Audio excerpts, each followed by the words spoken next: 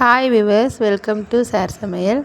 இப்போ நம்ம என்ன பார்க்க போகிறோம்னா சிக்கன் கிரேவி பார்க்க போகலாம். அதுக்கு தக்காளியை கட் பண்ணி வதக்கிட்டுருக்கோம்.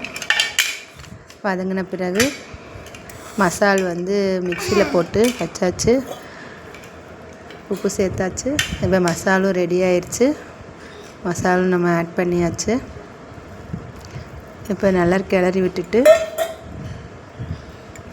ஒரு நிமிஷம் கழித்து சிக்கனை போட ஆரம்பிச்சிட்டோம்.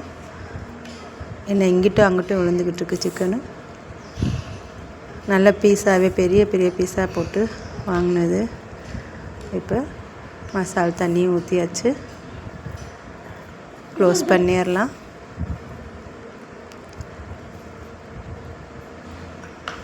க்ளோஸ் பண்ணிவிட்டு அதுக்கு பின்னாடி பசங்களுக்கு வெண்டைக்காய் பொரியல் இருந்தால் கொஞ்சம் காரம் இல்லாமல் சாப்பிடுவாங்க அப்படின்னு ரசமும் வச்சாச்சு. இப்போ சிக்கனும் ரெடி ஆயிடுச்சு, வெண்டைக்காயும் ரெடி ஆயிடுச்சு, கோழி மசாலா ரெடி ஆயிடுச்சு, எல்லாமே ரெடி ஆயிடுச்சு, சாதம் ரெடி ஆயிடுச்சு.